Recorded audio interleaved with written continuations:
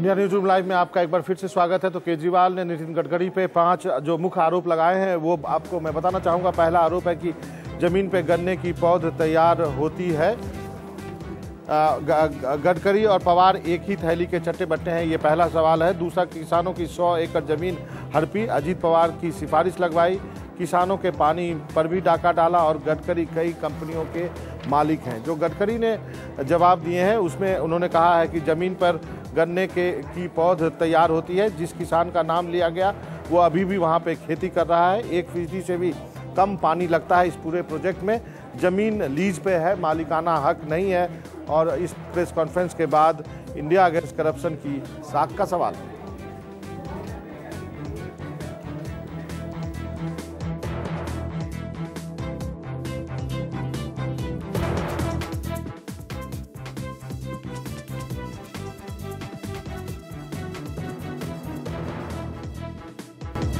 आपको बता दूं कि अब पिछले दिनों अरविंद केजरीवाल ने एक प्रेस कॉन्फ्रेंस किया था और रॉबर्ट वाड्रा पर कुछ आरोप लगाए थे और सनसनी फैला दी थी। आज भी कुछ उन्होंने ऐसा ही करने की कोशिश की जब बीजेपी के राष्ट्रीय अध्यक्ष नितिन गडकरी के ऊपर उन्होंने निशाना साधा और कहा कि नितिन गडकरी ने विदर्भ के किसानों की जमीन हड़प ली है।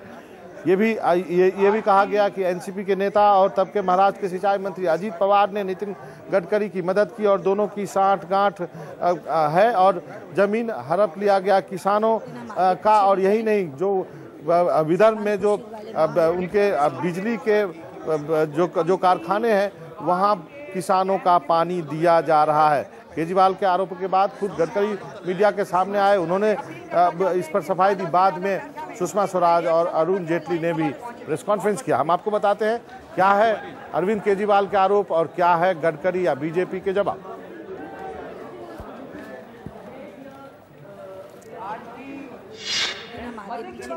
4 जून 2005 को नितिन गडकरी जी ने वहां के तत्कालीन सिंचाई मंत्री अजीत पवार जी को चिट्ठी लिखी कि मुझे पता चला है कि यहाँ 100 एकड़ जमीन खाली पड़ी हुई है और ये जमीन आप मुझे दे दीजिए। उस मीटिंग में जो सेक्रेटरी थे वीआईडीसी के, उन्होंने एतराज किया कि भाई कानून के तहत ये जमीन उनको नहीं दी जा सकती, क्योंकि कानून के तहत इरिगेशन डिपार्टमेंट की कोई भी बिल्डिंग या इरिगेशन डिपार्टमेंट की कोई भी जमीन किसी प्राइवेट व्यक्ति को नहीं दी जा सकती। तो उन्होंने वो जमीन, सब लोगों ने कहा कि कानून को बाद में देख लेंगे, अभी तो इनको जमीन दो।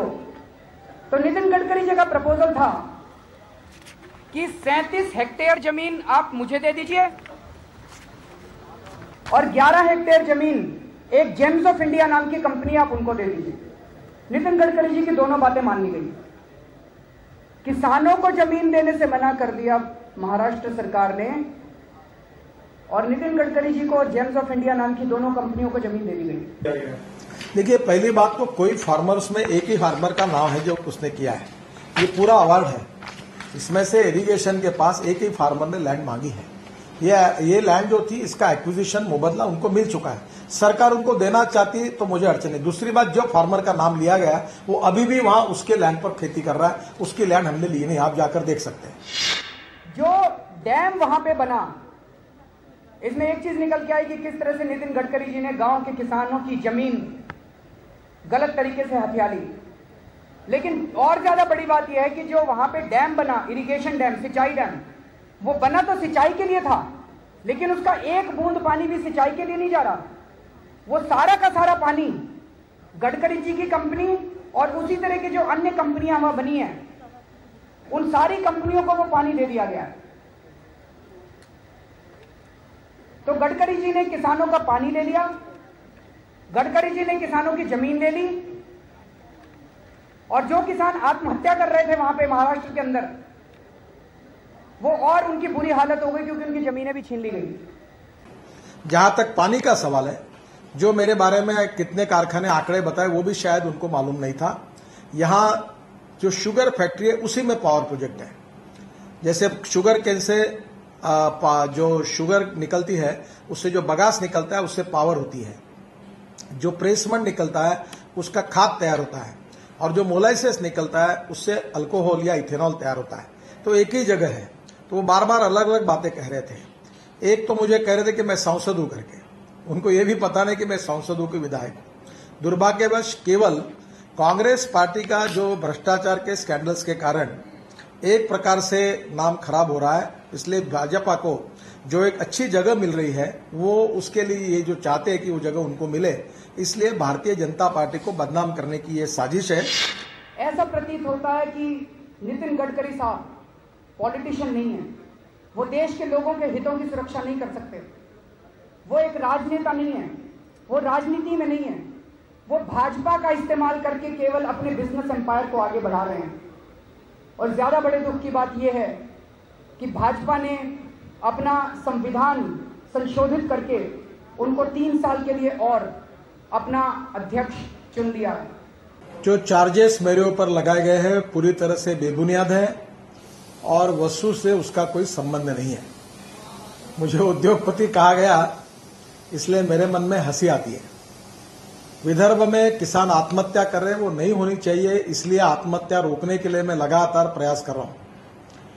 किसानों का फायदा हो, किसान कर्ज मुक्त हो और किसानों को कम से कम उनका जीवन सस्टेनेबल बने, इसी बात के लिए सोशल एंटरप्राइज के रूप में मैं काम करता हूं। नितिन गडकरी जी ने वहां के तत्कालीन सिंचाई मंत्री अजीत पवार जी को चिट्ठी लिखी कि मुझे पता चला है कि यहां 100 एकड़ जमीन खाली पड़ी हुई है और ये जमीन आप मुझे दे दीजिए। 4 जून को उन्होंने चिट्ठी लिखी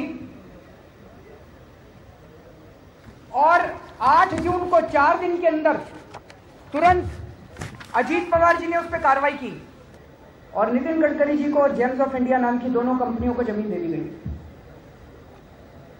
इस रेजोल्यूशन के ऊपर अजीत पवार जी के सिग्नेचर हैं।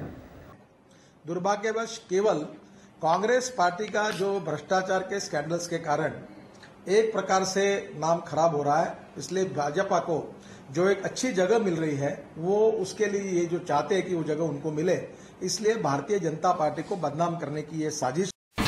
India's #1 news app just got even better. Download NDTV's new app, fully optimized for Retina display, full screen view, faster response time, and Sudoku. NDTV's new iPad app. Download now.